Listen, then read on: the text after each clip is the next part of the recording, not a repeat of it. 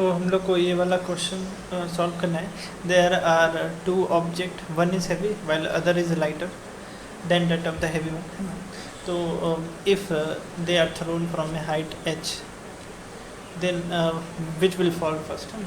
मतलब निकालना है कि एक बॉल हैवी है, मान लो ये वाला कैपिटल हम m मान लेते हैं.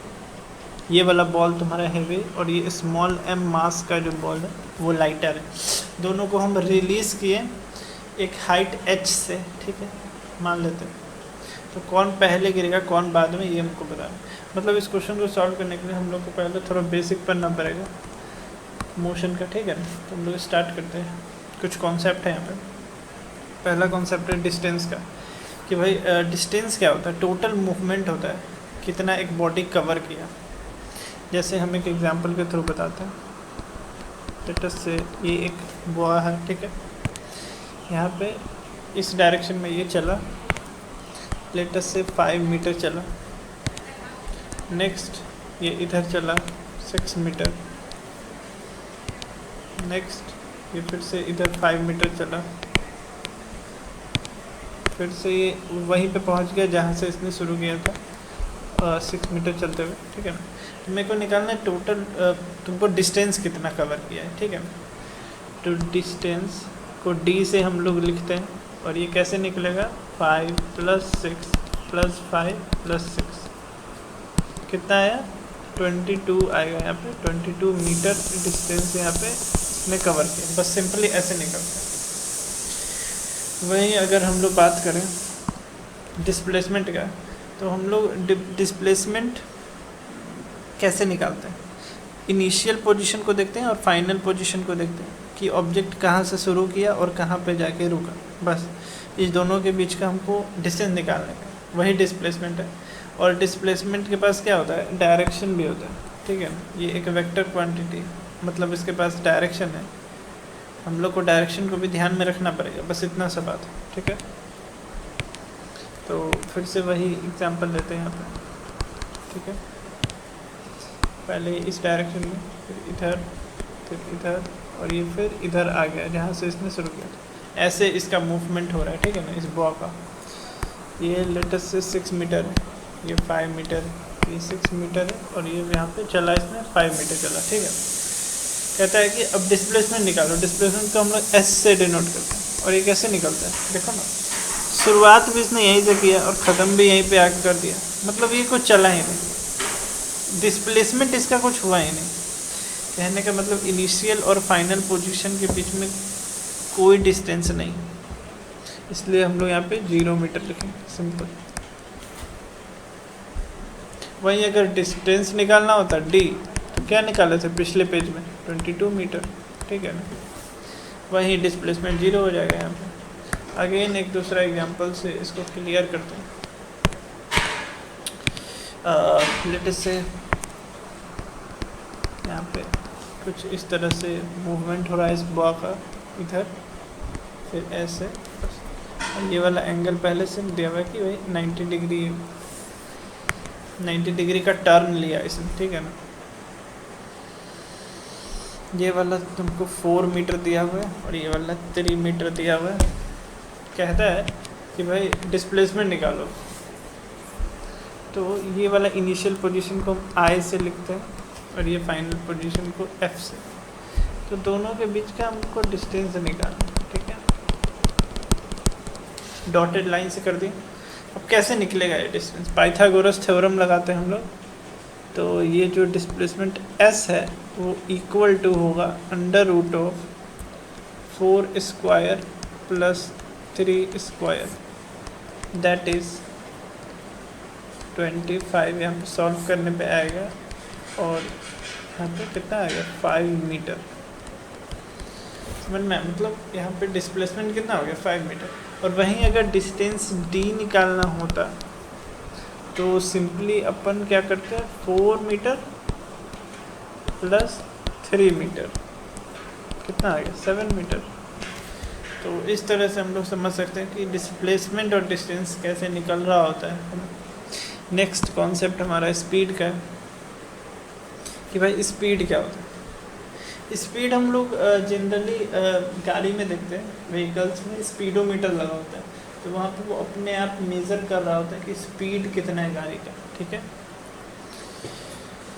तो मान लेते हैं कि एक कार है, ठीक है, यहाँ पे एक कार है और ये यूनिफॉर्म स्पीड से यहाँ पे चलते जा रहा है इस डायरेक्शन में, और यहाँ एक पॉइंट पे यहाँ पे आ गया, ठीक है। मतलब टाइम इज इक्वल टू 0 से ये यहाँ पे शुरू किया था, मतलब इस टाइम इज इक्वल टू 0 और time is equal to 2 second, मतलब कि यहाँ पे 2 सेकंड में इतना डिस्टेंस कवर किया, कहने का मतलब। और ये डिस्टेंस भी तुमको दिया हुआ, मान लो 10 मीटर। अब कहता है कि भाई इस टाइम पीरियड में तुम स्पीड निकाल दो कार का कितना हुआ, ठीक है ना। तो स्पीड निकालना बहुत ही सिंपल हो गया यहाँ पे कि भाई distance d divided by time taken t। Distance कितना है 10 मीटर, टाइम कितना 2 सेकेंड, तो 10/2 कितना होता है 5, और मीटर पर सेकेंड तो m/s लिख दो, मीटर पर सेकेंड हो गया। ये स्पीड निकल गया यहाँ पे गाड़ी का, बहुत ही सिंपल है। नेक्स्ट कॉन्सेप्ट वेलोसिटी का है, ठीक है ना। वेलोसिटी भी स्पीड ही होता है, बस इसके पास डायरेक्शन होता है, ठीक है ना। स्पीड के पास कोई डायरेक्शन नहीं है, लेकिन यहाँ वेलोसिटी में हम लोग को डायरेक्शन को ध्यान में रखना होता है, ठीक है। जैसे इसी में हम लोग को मान लो यहाँ पे स्पीड की जगह वेलोसिटी निकालना रहता है, तो हम यहाँ पे लिखते हैं 5 मीटर पर सेकेंड, लेकिन ये डायरेक्शन मान लो नॉर्थ की तरफ, ठीक है, तो 5 मीटर पर सेकेंड नॉर्थ लिख देते हैं, सिंपल है। तो वही यहाँ पे कह रहा है कि चेंज इन डिस्प्लेसमेंट। स्पीड में अपन क्या करते थे कि डिस्टेंस अपॉन टाइम करते थे, वेलोसिटी v में हम लोग क्या करेंगे डिस्प्लेसमेंट अपॉन टाइम करें, ठीक है ना। बस इतना सा फर्क होता है, और इसके पास डायरेक्शन तो होता ही है, सिंपल है ना। नेक्स्ट एक्सेलरेशन का कॉन्सेप्ट है। एक्सेलरेशन कहने का मतलब कि उसका वेलोसिटी कैसे चेंज हो रहा है टाइम के हिसाब से, ठीक है। मान लो एक्सेलरेशन और डिसेलरेशन दो टर्म होता है। एक्सेलरेशन मतलब कि स्पीड बढ़ रहा है, ठीक है ना, और डिसेलरेशन मतलब स्पीड कम हो रहा है। तो हम लोग यहाँ पे एक एग्जांपल के थ्रू यहाँ पे समझ सकते हैं बहुत इजीली कि मान लो ये यहाँ पे कार है और ये चल रहा है इस टाइम पे, टाइम t इज इक्वल, शुरुआत में ये चल रहा था 2 मीटर पर सेकेंड से, हमको दिखा स्पीडोमीटर में कि 2 मीटर पर सेकेंड, ठीक है। और कुछ देर बाद टाइम t इज इक्वल, मान लो 2 सेकेंड बाद, 2 सेकेंड बाद क्या हुआ, इसी कार के स्पीडोमीटर में हमको दिखा कि ये 10 मीटर पर सेकेंड से चलने लगा। समझ लो, मतलब स्पीड धीरे धीरे क्या कर रहा है, बढ़ना शुरू हुआ, इसी 2 सेकेंड में बढ़ा है स्पीड। तो मेरे को निकालना है कि भाई एक्सेलरेशन ए क्या होगा। एक्सेलरेशन ए कैसे निकालते हैं, change in velocity upon time taken, मतलब वेलोसिटी में कितना चेंज हुआ, 2 मीटर 10 मीटर, कितना चेंज आया 10 - 2, इतना चेंज आया वेलोसिटी, डिवाइडेड बाय टाइम कितना लगा 2 सेकेंड, तो 5/2 दैट इज़ 2.5 मीटर पर सेकेंड। यहाँ पे मीटर था, 5 मीटर पर सेकेंड था यहाँ पे स्पीड, और यहाँ नीचे सेकेंड, तो मीटर पर सेकेंड स्क्वायर, ठीक है। 2 सेकेंड आ गया ना नीचे में, इसलिए स्क्वायर लिखा हुआ है। तो ये हमारा एक्सेलरेशन हो गया, ऐसे ही निकाला जाता है, ठीक है। और वहीं एक और एग्जांपल लेके हम समझा देते हैं, डिसेलरेशन को समझाते हैं कि जब स्पीड घट रहा हो तब क्या होता है। यहाँ पे देखो एक कार है, अगेन ये शुरुआत में तुम्हारा 10 मीटर पर सेकेंड से चल रहा था, और ये चलते चलते चलते धीरे धीरे ये इसका ड्राइवर जो वो ब्रेक मारना शुरू किया, और यहाँ पे आके फाइनली गाड़ी रुक गया, ठीक है। Time t is equals to 5 second में, 5 सेकेंड में क्या हुआ, गाड़ी रुक गया। अब रुक गया तो उसका वेलोसिटी क्या हुआ 0 मीटर पर सेकेंड, है ना। स्पीडोमीटर में 0 ही शो करता है रुकने के बाद। अब मेरे को निकालना है कि भाई डिसेलरेशन क्या होगा, ए कैसे निकालेंगे। वेलोसिटी में कितना का चेंज हुआ, 10 माइनस 0 कितना 10 मीटर पर सेकेंड डिवाइडेड बाय टाइम कितना लगा 5 सेकेंड, 5 सेकेंड तो ये कितना होगा 10/5 2 मीटर पर सेकेंड स्क्वायर। यहाँ पे माइनस लिखते हैं, क्यों? क्योंकि ये स्पीड बढ़ तो नहीं रहा ना, कम हो रहा है, डिसेलरेशन है, जहाँ पे -2 मीटर पर सेकेंड स्क्वायर लिखते हैं, ठीक है। तो ऐसे कुछ सॉल्व किया जाता है, ठीक है ना। मेन कोड जो चैप्टर हमारा है वो आ गया है कि भाई मोशन क्या होता है फिजिक्स में। मोशन का सिंपल मतलब है कि किसी भी ऑब्जेक्ट का पोजीशन चेंज हो जाना सराउंडिंग के हिसाब से, ठीक है।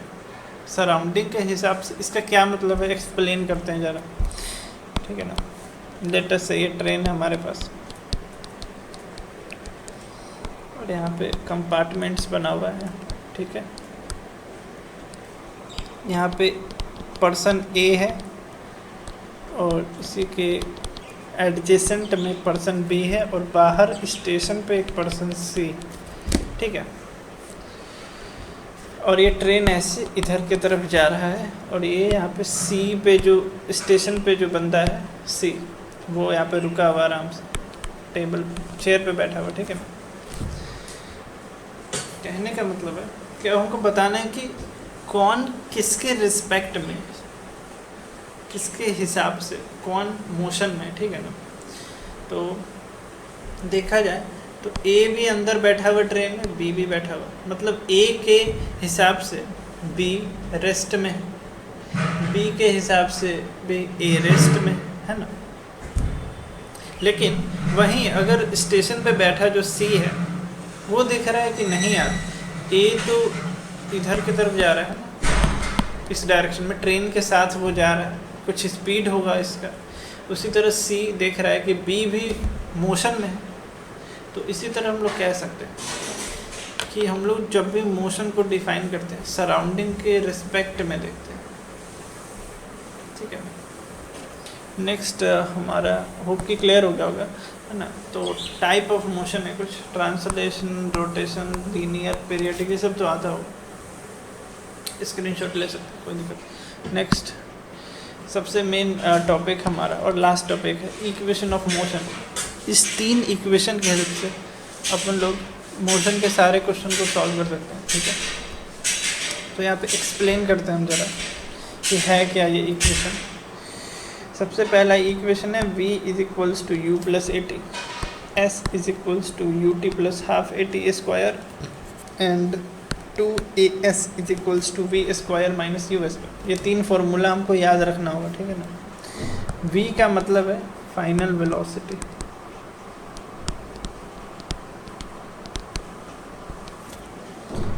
u का मतलब है इनिशियल वेलोसिटी, इनिशियल मतलब शुरुआत में जो वेलोसिटी था, फाइनल वेलोसिटी का मतलब बाद में जो हो गया वेलोसिटी। a मतलब कि एक्सेलरेशन, पहले ही बता चुके हैं। t मतलब कि टाइम। उसी तरह s मतलब होता है डिस्प्लेसमेंट, ये भी बता चुके हैं, डिस्प्लेसमेंट।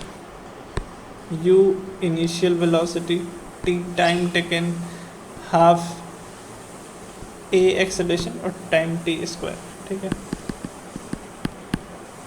ओके और यहाँ पे 2as, a यहाँ पे एक्सेलरेशन, s डिस्प्लेसमेंट, v² मतलब बताएंगे, v तो फाइनल वेलोसिटी और u क्या हो गया इनिशियल वेलोसिटी। तो ऐसा है, ठीक है ना। तो ये तीनों अगर इक्वेशन याद रहा सारा क्वेश्चन बन जाएगा।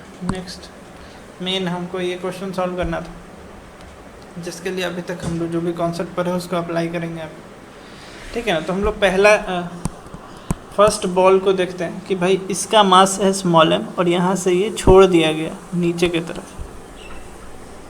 अब देखते हैं कि इसको टाइम कितना लगा, ठीक है। नेक्स्ट पेज में इसका मास है स्मॉल m और देखते हैं कि इसको छोड़ने के बाद हम लोग इसको फेंक नहीं रहे, हम लोग इसको बस ग्राउंड की तरफ छोड़ दे रहे। टाइम कितना लगा इसको, फॉर्मूला लगाते हैं ये वाला फार्मूला लगाते हैं, 3rd नंबर फार्मूला। देखते हैं क्या आता है, v² - u² नहीं, अगर टाइम निकालना है तो सबसे पहले देख लेते हैं, चलो 2as 3rd फार्मूला यूज़ करते हैं। अब देखा जाए तो शुरुआत में तो हमको इसको वेलोसिटी नहीं दे रहे हैं, बॉल को छोड़ दे रहे हैं, बस फेंक नहीं रहे हैं। तो शुरुआत में जो u है, u इनिशियल वेलोसिटी, ये क्या हो जाएगा, 0 है। v हमको नहीं पता फाइनली यहाँ पे कितना होगा गिरने से पहले, ये तो नहीं पता हमको, लेकिन शुरुआत में पता है कि हम कोई वेलोसिटी नहीं दिए बॉल को, मतलब 0 का square is equals to 2। Acceleration यहाँ पे अर्थ जो है, देखो यहाँ पे अर्थ का पिक्चर बनाते हैं और यहाँ पे जो बॉल गिरता है ना, ये हमेशा g होता है एक्सेलरेशन, मतलब कि अर्थ जो है किसी भी ऑब्जेक्ट को अपने तरफ g एक्सेलरेशन से खींचता है। g कहने का मतलब है g ग्रेविटेशनल कांस्टेंट होता है और इसका वैल्यू होता है 9.8 मीटर पर सेकेंड स्क्वायर। ये याद रखना है हम लोग को, ग्रेविटेशनल कांस्टेंट क्या होता है, 9.8 मीटर पर सेकेंड स्क्वायर।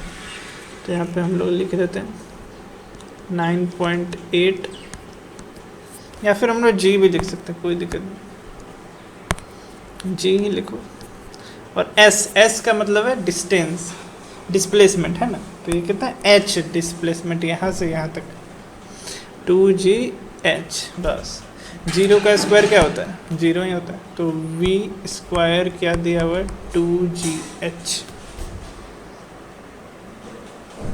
मतलब ये जो v है वो कितना आ जाएगा,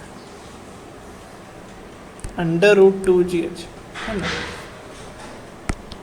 मतलब कहने का मतलब कि ये बॉल जब यहाँ ज़मीन के पास में आया होगा तब इसका वेलोसिटी क्या रहा होगा, √2gh रहा होगा वेलोसिटी, ठीक है, गिरने से जस्ट पहले।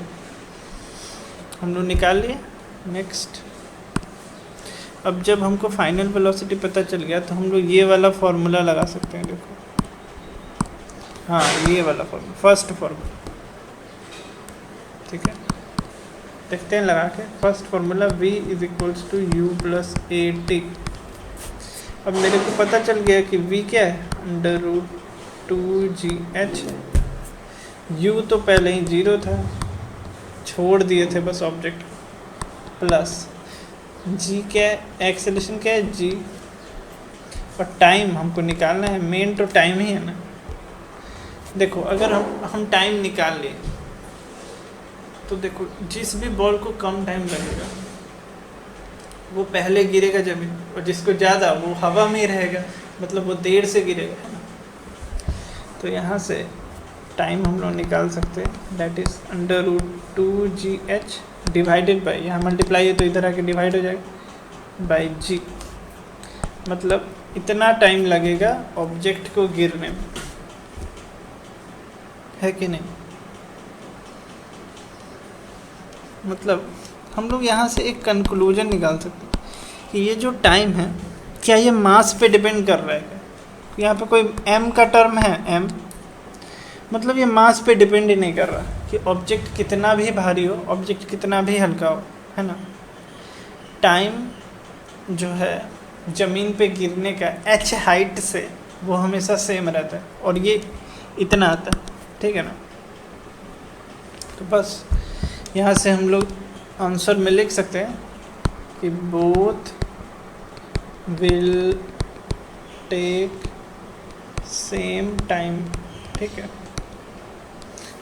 अब केस 2 के लिए, सेकेंड बॉल के लिए हम निकाल सकते हैं, सेम ही सारा प्रोसेस सेम ही होगा, ये सारा कैलकुलेशन सेम होगा और फाइनली बाद में टाइम यही आ जाएगा। कहने का मतलब दोनों को बराबर टाइम लग रहा है, मतलब दोनों साथ में गिर रहा है, ठीक है। बस इतना सा बात है। यहाँ पे क्वेश्चन सॉल्व हो गया हमारा। एक PDF भी शेयर कर देंगे हम लोग मोशन का, वहाँ से तुम लोग देख लेना,